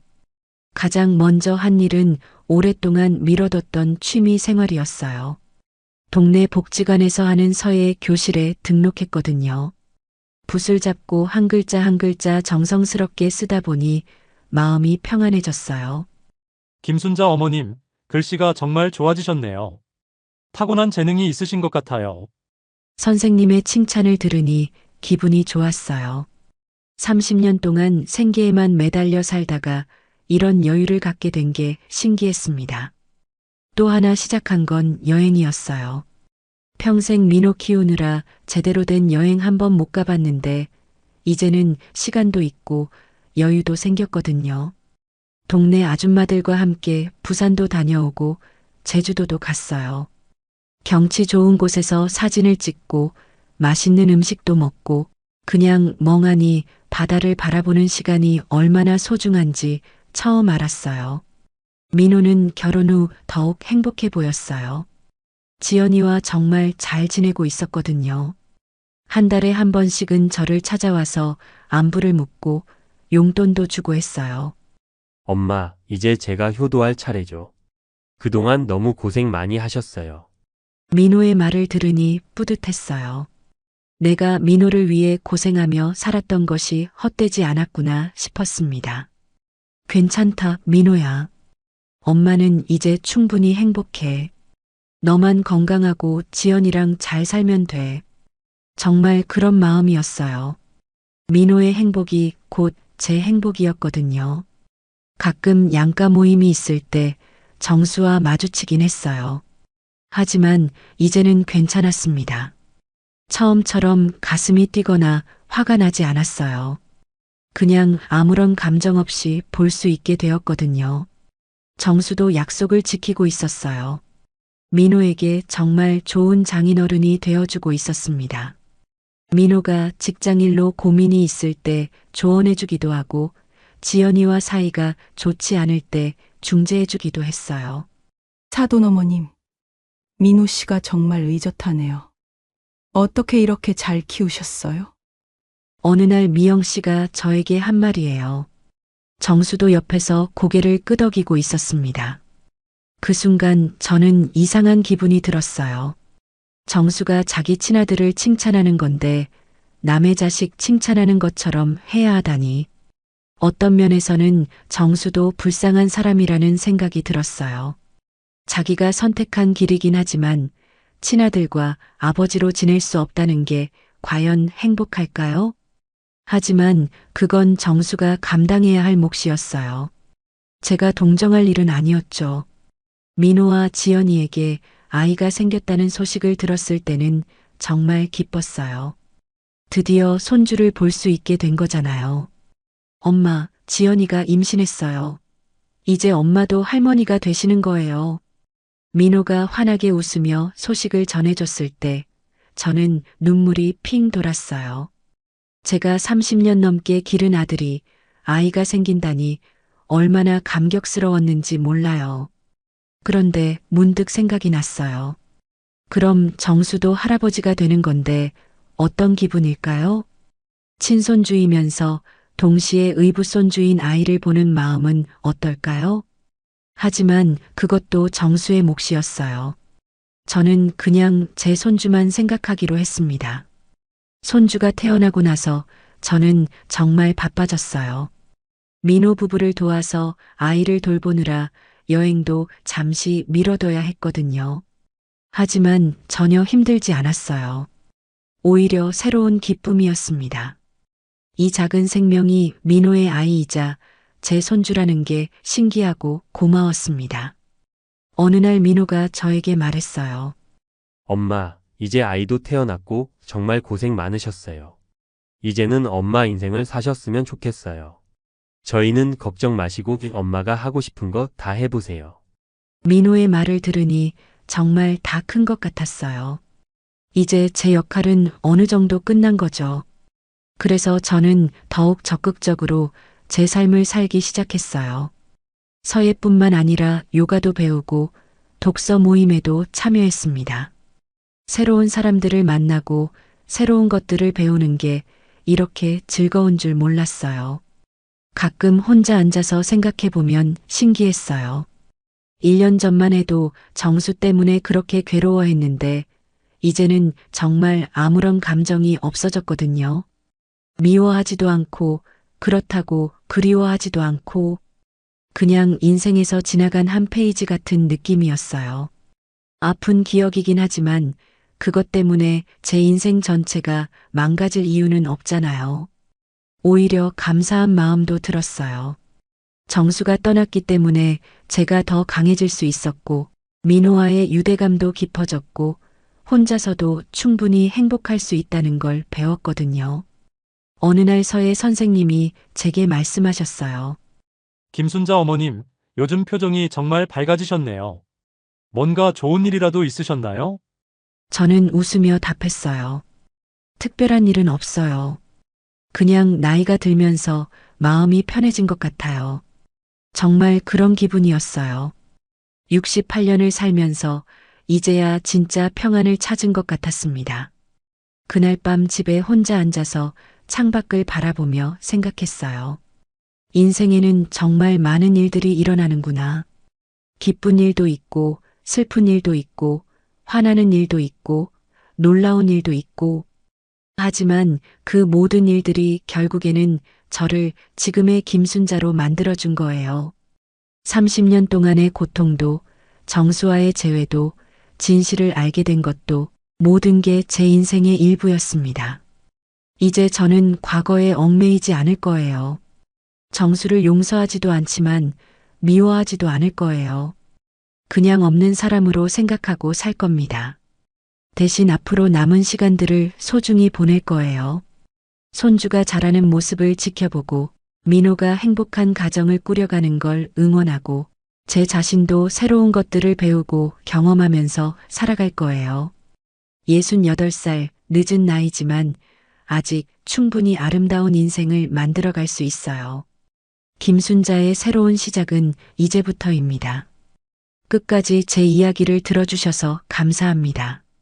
구독, 좋아요는 제게 큰 힘이 됩니다.